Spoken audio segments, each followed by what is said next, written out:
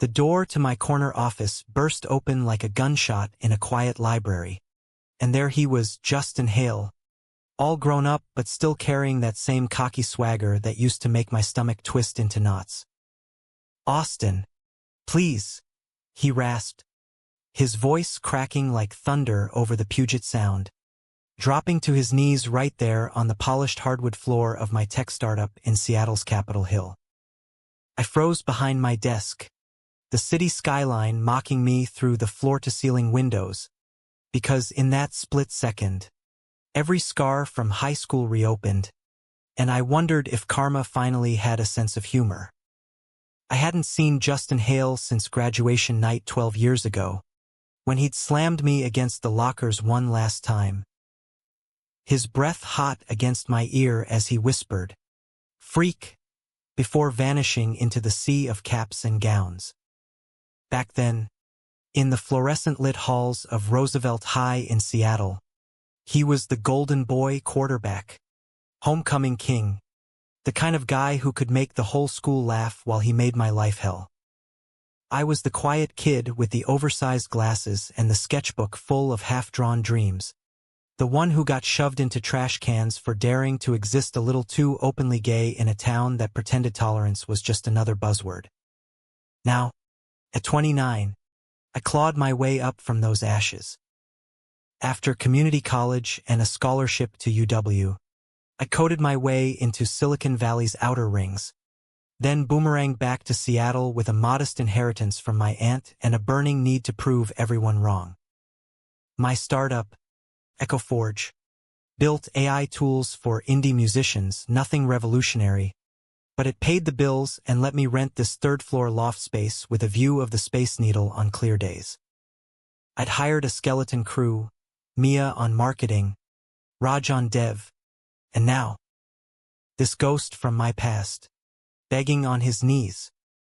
"Austin," he said again, his blue eyes, those damn piercing blues that used to mock me, now wide and pleading, like a drowned puppy in a designer suit that had seen better days. The jacket was rumpled, tie askew, and there was a faint bruise blooming under his left eye, the kind that spoke of bar fights or bad decisions. "I know I don't deserve this. Hell, I don't deserve the air in your office. But I'm broke, man. My folks cut me off after everything. And I heard about your gig through an old teammate. Please, just an interview. I'll mop floors if I have to." I leaned back in my ergonomic chair, the leather creaking like my resolve. Part of me, the vengeful, teenage Austin, wanted to laugh, to call security and watch him crawl out. But the man I'd become, the one who'd therapy-ed his way through forgiveness workshops and queer book clubs, saw the raw desperation. It was human. Too human. "Get up, Justin," I said, my voice steadier than I felt. "You're not mopping anything until you tell me why the hell I shouldn't throw you out that window." He rose slowly, dusting off his knees, but his shoulders stayed hunched, like the weight of the world had settled there since senior year. We talked, or rather, he spilled for an hour. Turns out, post-high school glory had fizzled fast. A knee injury derailed his college football dreams at WSU, leading to a string of dead-end jobs. Bouncer at dive bars in Belltown, salesman for some pyramid scheme that left him in debt, and then a stint in construction that ended with a layoff when the economy tanked. His parents, those picture-perfect wasps from Bellevue, had disowned him 2 months ago after he finally came out. "They found the Grindr app on my phone," he muttered, staring at his scuffed loafers. "Called me every name in the book. Said I was a disgrace. I couch-surfed until I couldn't anymore. Grindr." The word hung in the air like smoke from a forbidden cigarette. I swallowed hard, remembering the rumors back in school, whispers about Justin and the wrestling coach, or that party where he'd hooked up with a guy from out of town. I'd always wondered if his bullying was projection, a shield against his own secrets. But wondering and knowing were worlds apart. "And you think working for me fixes that?" I asked, tapping my pen against the desk. "You terrorized me, Justin. Every day. Remember the time you and your crew dumped my backpack in the girls' bathroom? Or when you outed me to the entire cafeteria just to get a laugh?" His face crumpled, and for the first time, I saw real shame, not the performative kind, but the gut-wrenching sort that etches lines around your eyes. I was an asshole. Worse than that. I hated myself so much back then. Austin. You were brave. Out and unapologetic when I was still choking on it.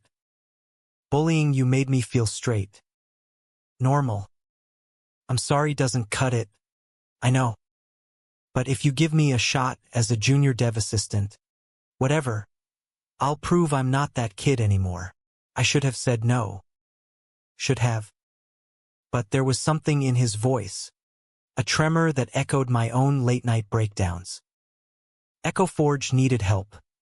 We just landed a contract with a local label, and Raj was drowning in code. Plus, in the spirit of that human decency I'd fought so hard to reclaim, I offered him a trial week. Probationary. No benefits. Start Monday, I said. 9 sharp. And if you screw up, you're gone. No second chances. He nodded, gratitude flooding his features like sunlight breaking through Seattle clouds. As he turned to leave, he paused at the door. "Thank you, Austin. Really. I won't let you down." And then he was gone, the door clicking shut, leaving me with a racing heart and a knot of dread in my gut. What had I just done? Invited the wolf into the henhouse? Or given redemption a fighting chance? Monday came gray and drizzly, typical Pacific Northwest autumn. Justin showed up at 8:45, hair damp from the walk, carrying a thermos of coffee and a battered laptop. He fit in awkwardly at first. Mia side-eyed him when I introduced the new temp, and Raj grunted a hello while debugging a neural net. But Justin dove in, his old jock discipline translating surprisingly well to grunt work, testing APIs, logging bugs, even fetching lunch from the food trucks on Pike Street without complaint. By Wednesday, cracks in the ice appeared. We were alone in the break room, microwaving leftovers, when he asked about my sketches. I'd pinned a few concept arts for EchoForge's UI on the fridge, abstract waves of sound turning into faces. "These are killer," he said, genuine awe in his tone. "You always had talent. I remember stealing one from your locker once. Drew a dick on it and passed it around. I nearly choked on my turkey wrap. Yeah, well, that was a masterpiece. Picasso would be jealous." Sarcasm dripped, but he didn't flinch. Instead, he laughed, a low, self-deprecating rumble that lit something unfamiliar in my chest. "Sorry. Again. But seriously, Austin, if you ever want feedback.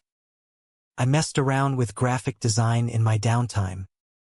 Nothing pro, but I get color theory. It was an olive branch, tentative and thorny. I took it because why not?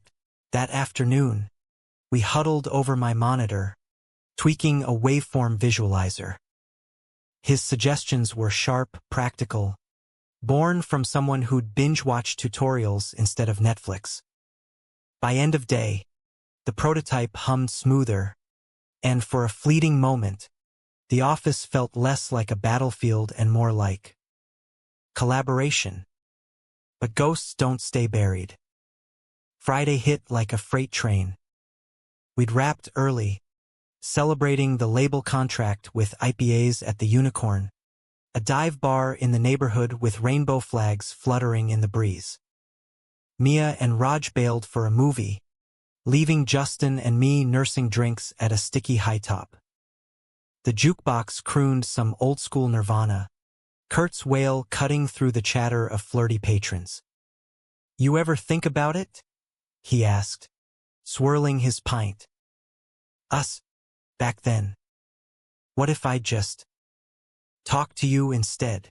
I stared at him, the beer's buzz sharpening the edges of old hurts. "Talked? Justin, you made my life a living hell. I dropped out of 2 classes because of the stress. Thought about other things." The words slipped out, rawer than intended. Suicide ideation wasn't small talk, but alcohol loosens tongues. His glass hit the table with a thud. "Shit, Austin. I didn't know. Or I did, and I ignored it. God, I'm so sorry." He reached across, his hand hovering near mine, then pulling back like he'd been burned. The air thickened, charged with unspoken what-ifs. In that dim light, with his collar unbuttoned and vulnerability etched in every line, he wasn't the bully anymore. He was just a man, flawed and fraying, much like me. We walked back to the office in silence, the city lights blurring in the mist. At the door, he turned, eyes searching mine. "This job is more than that. It's a lifeline. You're giving me a chance to be better." His voice dropped. "To you, especially." I nodded, throat tight. "Don't make me regret it." But as he vanished into the night, I already felt the tables shifting, not just professionally, but in ways that terrified and thrilled me. Redemption, came wrapped in complication. The weekend blurred by in a haze of code reviews and half-hearted hikes in Discovery Park, where the salt air usually cleared my head. But Justin lingered, an itch I couldn't scratch. By Monday, he'd settled in, earning wary nods from the team. We fell into a rhythm. Mornings trading coffee runs, afternoons brainstorming over whiteboards smeared with equations and doodles. He had a knack for the creative side, suggesting gamified user interfaces inspired by old arcade games, pulling from his gaming marathons in basements I'd never been invited to. One rainy Tuesday, as thunder rumbled over Elliott Bay, we holed up in the conference room, prototypes glowing on the projector. "See here?" he pointed, his arm brushing mine, sending a jolt like static electricity. "If we layer in haptic feedback, could sync with phone vibrations for live shows. Feel the beat in your bones." I glanced up, caught his grin, boyish, unguarded, and something inside me cracked. "You're good at this," I admitted. "Why'd you waste so many years?" He shrugged, leaning back against the table, sleeves rolled up to reveal faded tattoos from his wilder days. "Fear. Mostly. After the knee, everything spiraled. Drank too much, hooked up with whoever to prove I was straight enough. Then Dad found out about a guy, a real one, not some experiment, and it was over. Packed my shit and drove west. Ended up here, crashing with buddies until they ghosted me too." The confession hung heavy, but it humanized him. We talked then, really talked, for the first time. About the isolation of the closet, the pressure of small-town expectations in a city that prided itself on progressiveness. I shared stories of my first Pride parade, the electric thrill of holding a stranger's hand under rainbow banners. He listened, rapt, like I'd handed him a map to a world he'd only glimpsed. By week's end, the team voted to extend his trial unanimously, even Mia, who'd grilled him over tacos about his reformed douchebag status. That night, we celebrated at my place, A cozy one-bedroom in Fremont with vinyl records stacked like towers and fairy lights strung across exposed brick. It wasn't planned. He offered to help unpack a new soundboard, and one beer led to 3, then pizza from that hole-in-the-wall joint with the killer gluten-free crust. We sprawled on the couch, feet tangled accidentally, the TV murmuring some indie flick about lost boys in the Big Apple. "This is nice," he said softly, his head lolling toward mine. "No bullshit. Just real." "Yeah," I whispered, heart hammering.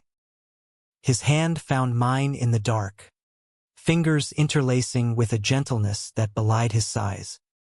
The kiss that followed was inevitable, slow at first, tentative, tasting of hops and hesitation. Then deeper, hungrier, years of pent-up what-ifs igniting like dry tinder. We didn't go further that night. He pulled back, eyes stormy. "I don't want to rush this. Or fuck it up." But as he left, pressing a chaste kiss to my forehead, I knew we already had. Because falling for your former tormentor? That wasn't redemption. That was roulette. The next few weeks unfolded like a fever dream, the kind where desire and doubt chase each other in endless loops. Justin became a fixture, not just at Echo Forge, but in the quiet corners of my life. Mornings started with texts, a meme about bad code, or a photo of his coffee foam art shaped like a wonky heart. Afternoons bled into evenings, stolen moments in the office kitchen turning into walks along the waterfront, where fairy horns echoed our tentative laughter. Seattle, with its perpetual drizzle and hidden pockets of warmth, felt like a conspirator, wrapping us in mist-shrouded secrecy. He opened up in layers, peeling back the jock facade to reveal the boy beneath. Turns out, his bullying wasn't random cruelty but a warped mirror of his own turmoil. "I crushed on you, you know," he confessed one night over dim sum in the International District, chopsticks hovering mid-air. "Sophomore year, when you presented that poetry slam in English. The way you owned the room, unashamed, terrified me. So I lashed out. Made you the villain so I wouldn't have to face mine." I set down my bow, the steam curling like ghosts between us. "That doesn't excuse it, Justin. You broke pieces of me I still can't find." But even as I said it, forgiveness stirred, not absolution, but understanding. We'd both been kids, navigating a world that equated masculinity with repression, queerness with weakness. Therapy had taught me that, now, living it was the real test.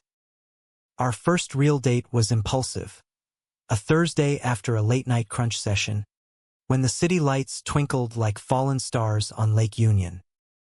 We kayaked under the Aurora Bridge, the water lapping rhythmically as we paddled side by side. He looked ridiculous in the life jacket, broad shoulders straining the straps, but his smile free, unburdened, made my chest ache. Later, on the shore, wrapped in a shared blanket against the chill, we kissed again. This time, no pulling back. His hands roamed with reverence, tracing the scars on my ribs from a childhood bike crash, whispering apologies into my skin like prayers. Making love that night in my apartment was seismic. Slow, exploratory, a dialogue of touches and gasps that bridged the chasm of our past.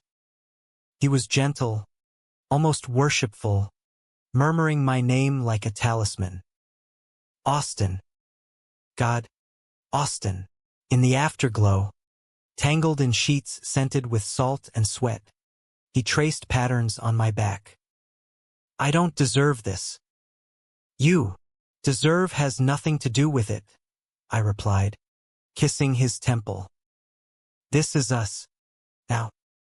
Messy, but ours." work blurred with romance in dangerous ways.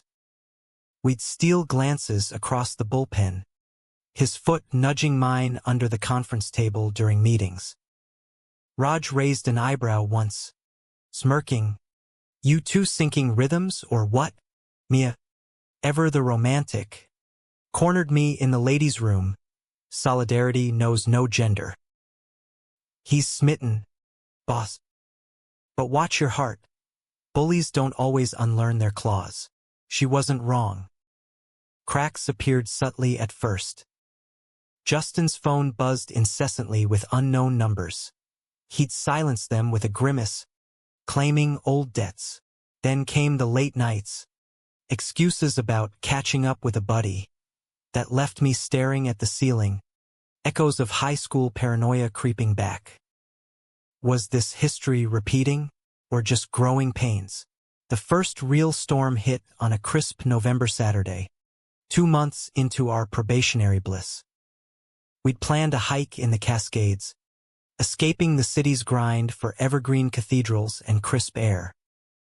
But as we crested a ridge overlooking a glacial lake, his phone lit up again, insistent, vulgar ringtone shattering the peace.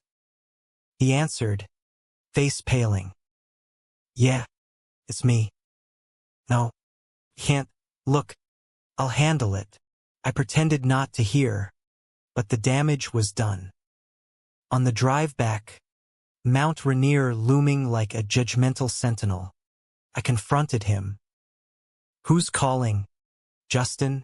And don't bullshit me. He gripped the wheel tighter, knuckles white. X. From LA. We hooked up last year. Thought it was casual, but he won't let go. Stalking vibes. I blocked him, but burners keep popping up. Jealousy flared, hot and irrational, mingling with deeper fears. And you didn't think to mention this? While we're...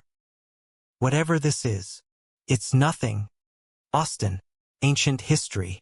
But his defensiveness rang hollow. And by the time we hit I-90, words turned to weapons. You're paranoid, he snapped. Just like back then, always assuming the worst. That stung. A direct hit to old wounds. Because you gave me every reason to. You think a few blowjobs erase years of torment. I yanked the car over at a rest stop, gravel crunching under tires. Maybe this was a mistake. Hiring you. Fucking you. All of it. He reached for me, eyes pleading. Don't. Please. I'm trying. Austin. For you. We made up in the front seat. A frantic clash of lips and limbs that left us breathless and bruised. But the seed of doubt had taken root, thorny and insistent. EchoForge thrived in the interim, our AI prototype demoing flawlessly at a tech mixer in Pioneer Square. Justin shone, charming investors with his easy charisma, while I basked in the glow of validation. Your secret weapon, one VC quipped, clapping Justin's back. Secret indeed. That night, we celebrated in a rooftop bar, city sprawl at our feet, champagne fizzing like our laughter. He pulled me into a shadowed corner, kissing me senseless. I love you, he breathed, the words slipping out unplanned. Shit, I mean it. I love you, Austin. My heart stuttered. Yeah. Me too. It was true, terrifyingly so. Love, after all this time, blooming from ashes. But karma, that fickle bitch, had other plans. The following week, Mia burst into my office, face ashen, thrusting her tablet under my nose. Boss, you need to see this. Now, it was a Reddit thread, buried in a Seattle queer sub. Anyone know this guy? Dated him last year, total psycho now. But hot AF. Attached. A blurry photo of Justin. Mid-laugh. Arm around a guy who looked vaguely familiar. Comments piled up. Ghosted me after one night. Owes my cousin money from some scam. Beat the shit out of his ex at a club. My stomach plummeted. It's not. But the pieces clicked. The calls, the bruises, the evasions. I confronted him in the parking garage after hours, rain pattering on the concrete like accusatory fingers. Is it true? I demanded, voice echoing off the walls. The violence? The debts?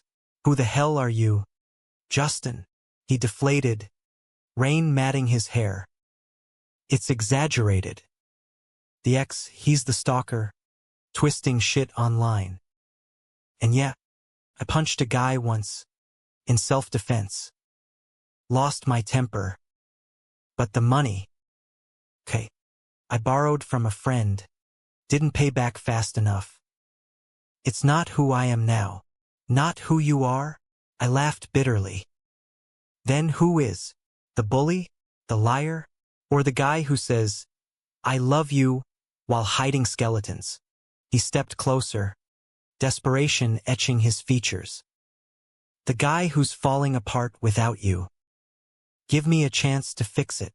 But trust, once shattered, doesn't glue back neatly. I sent him home, locked the door behind me, and cried until dawn, the city lights blurring into accusations. What now? Fire him? End us? Or gamble on the man who'd already turned my world inside out? Days blurred into a numb routine. Justin showed up, head down, working twice as hard, coding marathons, pitching features that saved a client demo. The team noticed the chill. Raj pulled me aside. Trouble in paradise? I brushed it off. But inside, I warred with myself. Love wasn't logical. It was a leap, blind and bruising. The turning point came mid-December, snow dusting the streets like powdered sugar on a bitter pill. We'd landed a major investor, enough to scale EcoForge nationwide, and the office buzzed with holiday cheer. Justin cornered me in the supply closet, literally, amid reams of printer paper. Talk to me, he begged, voice rough. Yell, hit me, anything. Just don't ice me out. I sighed, the fight draining. I want to believe you. But the past. It's a shadow. Yours on me, mine on you. He nodded, eyes glistening. Then let's drag it into the light. Dinner. My place. No distractions. I tell you everything, ugly truths and all, against better judgment. I agreed. His apartment in Capitol Hill was a time capsule of struggle. Mismatched furniture, posters of forgotten bands peeling at edges, a single string of Christmas lights flickering like hope. Over takeout Thai, he laid it bare. The ex in LA, a toxic rebound after his coming out, ending in a screaming match and a black eye for Justin when the guy swung first. The debts, a gambling spiral post-injury, chasing football highs he couldn't reclaim. I was lost, he admitted, fork trembling. Until you make me want to be found. Tears pricked my eyes. Vulnerability like that, raw, unfiltered, was a bridge. We crossed it that night, bodies and souls intertwining in a dance of atonement. I love you, he whispered again, this time with certainty. And I'll spend every day earning it. Christmas Eve, we strung lights on a Charlie Brown tree in my living room, Bing Crosby crooning from the speakers.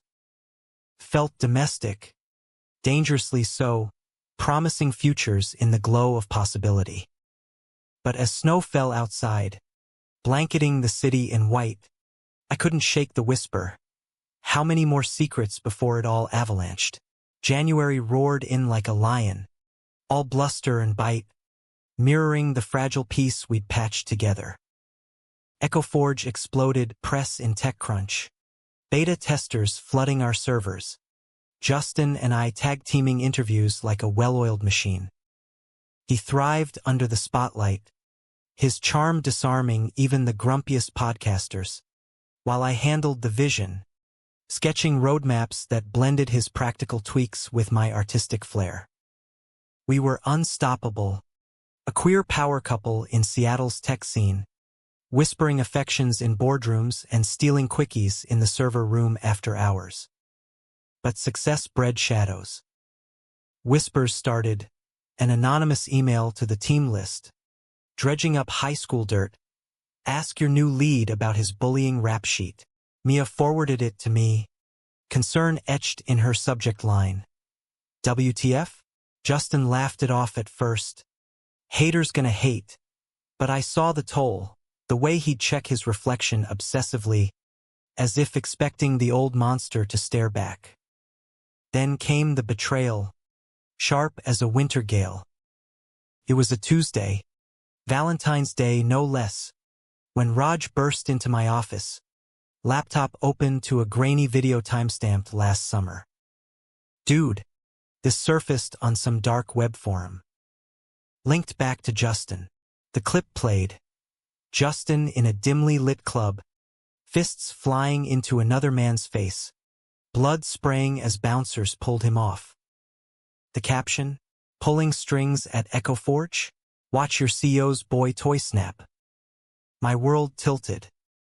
Self-defense, he'd said. But this looked premeditated, rage-fueled. I confronted him in the rooftop lounge, the space needle piercing the twilight like an accusatory finger. Explain this. Now, he watched the video, color draining from his face. Austin, it's not, okay, it is. But that guy, he was the ex's friend. Came at me with a bottle, slinging slurs. I blacked out, swung wild. Charges dropped. It was ruled justified. I swear. Swear on what? Our love? The word tasted like ash. You've lied by omission so many times. How do I know this isn't just another mask? He grabbed my arms, desperation wild in his eyes. Because I love you enough to walk away if you ask. But don't. Please. Therapy. I'm going twice a week now. For anger. For everything. You're my anchor. I wrenched free, storming down to the street, hail mixing with tears. That night, alone in my apartment, I scrolled through old yearbook photos, juxtaposing the smirking teen with the man who'd held me through nightmares. Who was the real Justin, and could I love both? We took a beat, a week of radio silence, him crashing on a friend's couch, me burying in work until Mia staged an intervention over coffee at Victrola. He's trying, Austin. We all are. But you gotta decide, grace or grudge. Grace won, barely.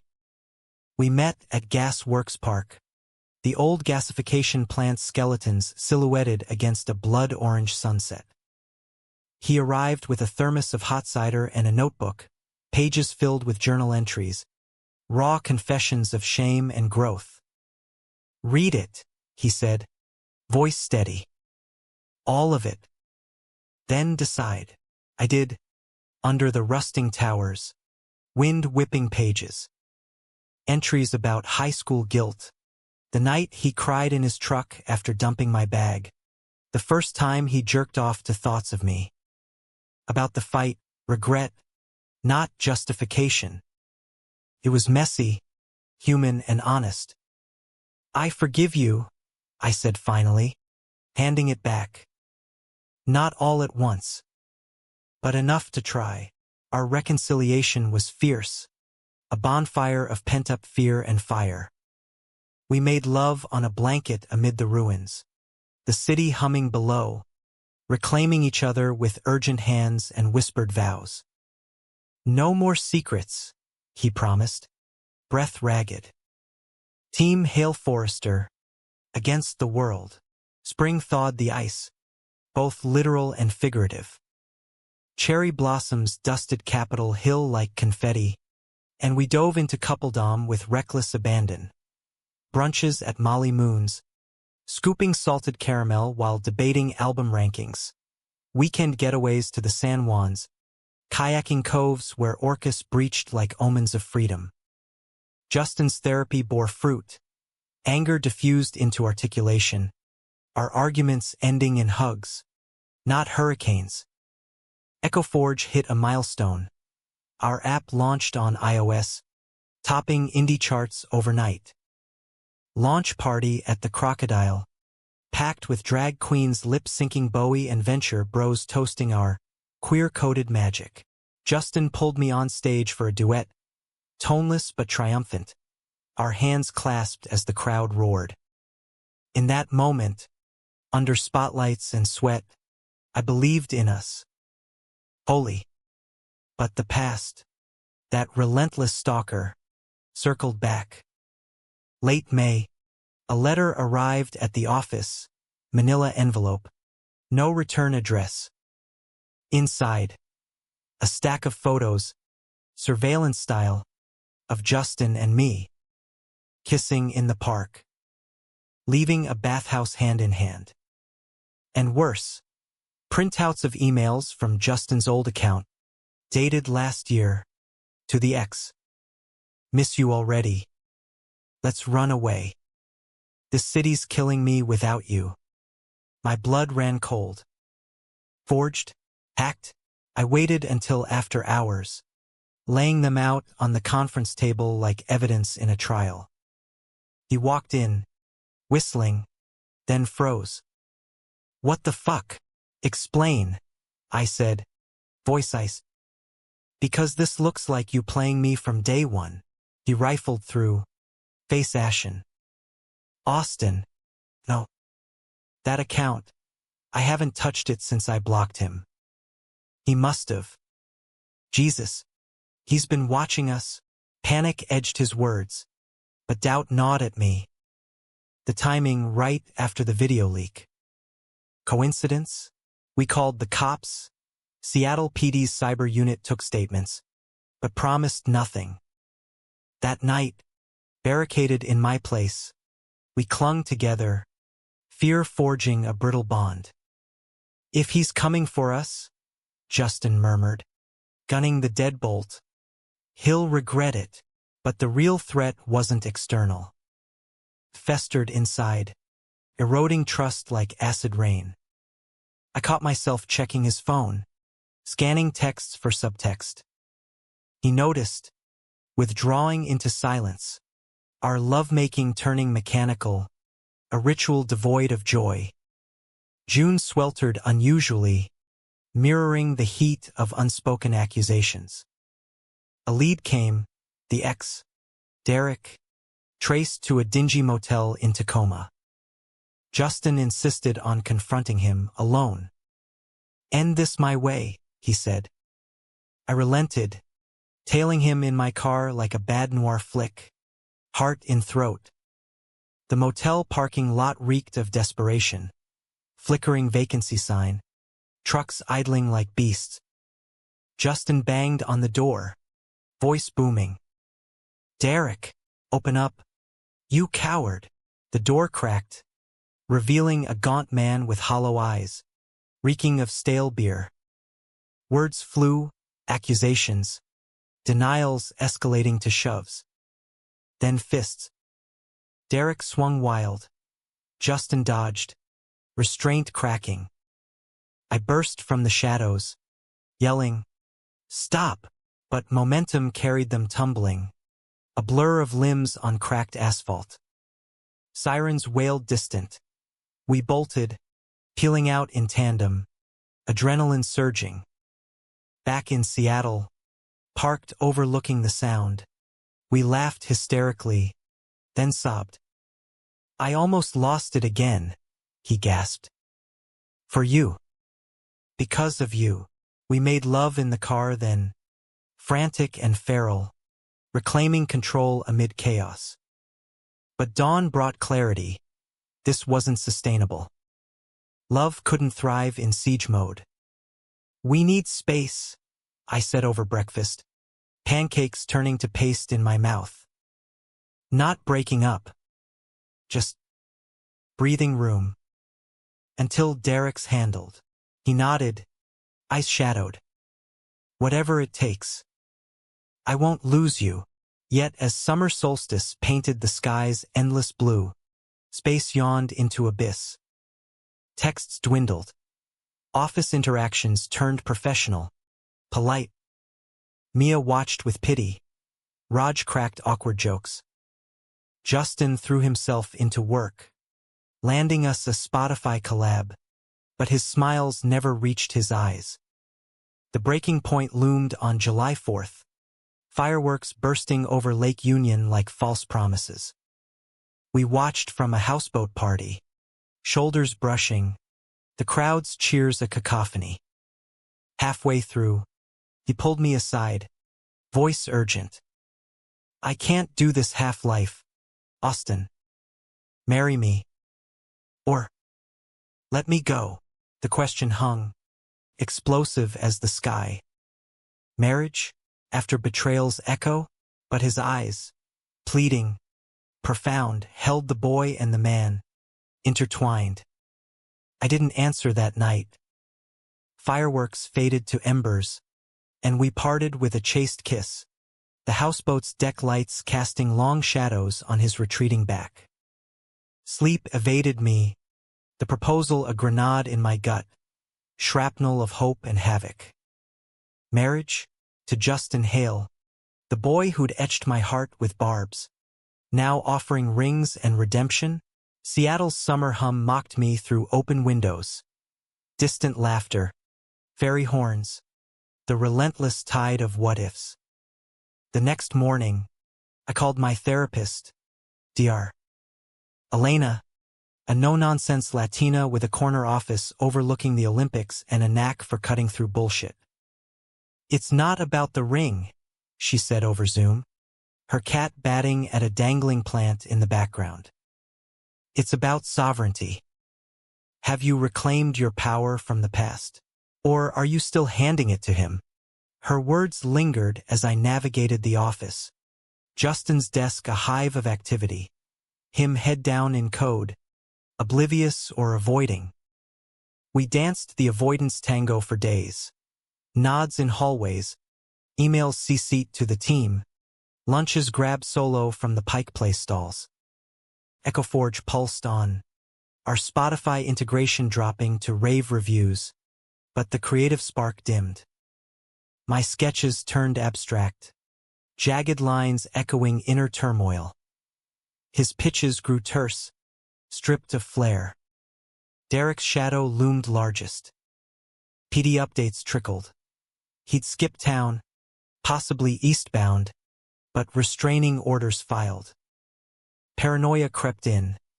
Unmarked vans idling outside the loft. Wrong number calls breathing static. Justin installed cameras. Deadbolts doubled. But safety felt illusory. A thin veil over vulnerability.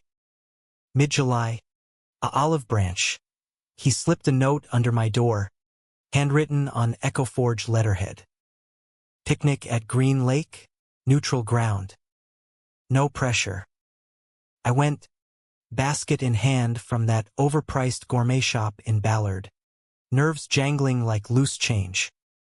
The lake shimmered under midday sun, joggers and dog walkers orbiting like satellites. We spread a blanket under a willow, unpacking prosciutto sandwiches and that fancy goat cheese neither of us could pronounce. Conversation started stilted, weather, work then deepened, probing the chasm. Why marriage? I asked, tearing at a blade of grass. Now, with all this mess, he leaned back on elbows, lake breeze ruffling his hair.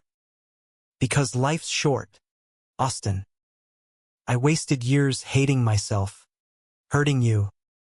Now, I want forever. Vows as armor against the bullshit. You, me, building something unbreakable, tempting.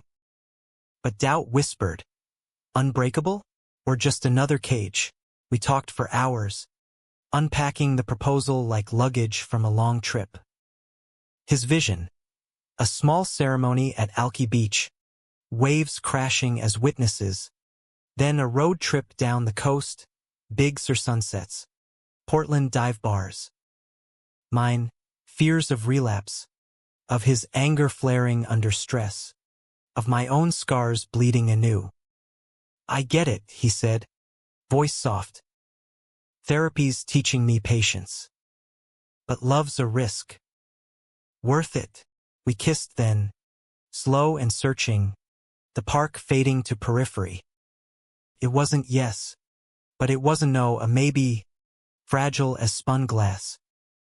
August baked the city, asphalt shimmering, tempers fraying. Ecoforge's growth demanded expansion, hiring interns, scouting a bigger space in South Lake Union. Justin led the charge, his charisma sealing deals, but late nights bred distance. I come home to cold sheets, his side empty from networking drinks. Trust, that fickle bird, fluttered away. The second betrayal struck like lightning, subtle, searing. Late one evening, scrolling emails in bed, a notification pinged. Shared calendar invite from Justin's account. Meeting, Derek Coffee, 8 p.m., Elliott Bay Book Company. Timestamp, tonight. Heart slamming. I grabbed keys, driving through drizzle-slick streets to the bookstore's glow. There he was, in a corner booth, facing a man I assumed was Derek, lean, intense, tattoos snaking up corded arms. Justin's posture was rigid, but his hand, it rested on the table, inches from Derek's, a familiarity that twisted my gut. I didn't interrupt, cowardice or calculation. I slipped out, mind reeling. Confrontation came dawn, him stumbling and reeking of espresso and regret. It was a setup, he blurted, dropping his bag. PD sting bait to lure him in. I went undercover, wired. Got a confession on tape. The photos, emails all faked. Deepfake bullshit from some app he bought on the dark web. Proof followed. Audio file. Derek's voice slurring admissions, laced with venom. Yeah, I fucked with your pretty boy toy. Thought it'd bring you crawling back. Justin's responses. Calm, collected, a far cry from the hothead in videos. Relief flooded, but so did shame for doubting, for spying. I trailed off, collapsing onto the couch. You thought I was playing you. Again, he knelt before me, hands on knees. I hate that I planted that seed. But Austin, I'm all in. Marry me. Let me prove it daily. Tears came then, mine and his, mingling as we held each other. Yes, I whispered, the word a release. God, yes. Engagement buzzed through our lives like champagne bubbles. We told the team over cupcakes at the office, Mia's squeals echoing, Raj toasting with energy drinks. Planning commenced. Venue at Discovery Park's Lighthouse. Officiant a drag queen friend from the velvet rope scene. Rings. Simple tungsten bands engraved with sound waves from our First Kisses playlist. But joy's underbelly is anxiety. Justin's family, those Bellevue ice queens, sent a curt email, disgrace. Do not contact. The stung, reopening his wounds. He punched a wall one night, knuckles splitting, then sobbed in my arms. They'll never see me. Us. We do, I soothed, bandaging him. That's enough. September's equinox brought equilibrium, or so we hoped. Wedding prep intertwined with work. Bachelor party at a cabin in the Olympics. All flannel and fire pits. where Raj roasted Justin's reformed bad boy arc. Mine. A spa day with Mia, facials and frank talks about forever's fine print. Yet Derek's ghost persisted. A final postcard arrived, taunting, and signed, "Congrats on the ball and chain. Watch your back." PD assured us he was in custody, awaiting trial in Reno, but fear lingered. A low hum. October painted the leaves crimson, mirroring our deepening bond. Rehearsal dinner at Ivor's. Salmon and stories swapped under salmon-hued sunsets. Vows drafted in stolen moments. Mine promising laughter through storms, his vowing to shield without smothering. The night before the wedding, Justin stayed at Raj's tradition. He joked, but texted at midnight, "Can't sleep. Love you more than code. See you at the altar." I replied with a heart, then paced my hotel room, nerves electric. Dawn broke golden over the sound, fairies slicing waves like wedding veils. Guests gathered, queer kin from pride marches, tech allies toasting progress, a smattering of high school survivors who'd forgiven or forgotten. Mia walked me down the aisle, her arm steady. Justin waited at the lighthouse, windswept and radiant, eyes locking mine with unspoken "we made it." Vows exchanged, rings slid on, kiss sealing under cheers and crashing surf. "Husband," he murmured against my lips, the word a sacrament. Honeymoon, a coastal crawl in a rented Mustang, from Cannon Beach's haystacks to Mendocino's cliffs. We made love in motels with ocean views, bodies syncing like our app's algorithms, intuitive, infinite. Back in Seattle, married life slotted seamlessly. EchoForge expanded, USCOSIOS in all but title, balancing boardrooms with breakfasts in bed. Holidays healed. Thanksgiving with Mia's Familia, pie in progress, Christmas under our tree, ornaments etched with inside jokes. But by Kitsch's shadow fell swift. January's chill brought news. Justin's father, heart attack in Bellevue. He went alone, I offered, but he insisted on space. "Closure," he said. Hours stretched to a day, worry gnawed. He returned hollow-eyed, envelope in hand, will revision, a grudging bequest, for the son I couldn't understand. No note, no warmth. It broke him anew. Anger resurfaced, therapy sessions doubling. Then, the ultimate turn. March, a routine checkup. Doctor's face grave, irregularities. Biopsy recommended. Testicular cancer. Early stage, but the word cancer detonated our world. Treatments loomed, surgery, chemo's roulette. Justin joked through tears. "Guess I'll be bald and badass." But nights, he'd cling, whispering fears. "What if I can't give you kids? Or anything?" "You give me everything," I'd counter, holding him as sobs shook us. Friends rallied, fundraisers at the Unicorn, Mia's meal trains. We fought with ferocity, love our fiercest weapon. Remission came summer, scans clear as a cloudless sky. Scars remained, physical, emotional, but they bound us tighter, threads in our tapestry. Years folded like origami, intricate and inevitable. By 2025, EchoForge had bloomed into a mid-tier player, acquired by a benevolent giant, letting us retain creative reins while jetting to conferences in Austin and Brooklyn. Justin and I, now 36 and 37, wore our marriage like well-worn leather. Scuffed but supple, stories etched in every crease. The bully and the artist, transmuted into partners, parents via surrogacy, a rambunctious toddler named Riley, with Justin's eyes and my curls, terrorizing the Fremont house with toy guitars and demands for Dada's stories. Redemption wasn't linear. It zigzagged. Justin's anger flickered occasionally. Road rage tailgating too close.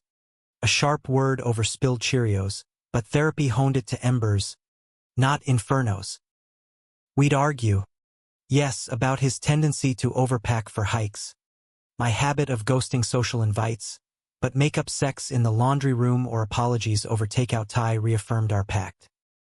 The past resurfaced sporadically. A high school reunion invite, declined with a joint email. Healing in progress? Join us for a virtual toast? Derek's trial wrapped with time served. A closure postcard returned unopened. Justin's family thawed incrementally. A birthday card for Riley. Tentative overtures at holidays. His mother visited once. Awkward tea in the garden. Cooing over our son while avoiding eye contact with me. Progress. We called it. Toasting with local IPAs. Humanity's core threaded our tale. Forgiveness not as erasure, but excavation, digging through rubble to unearth gold.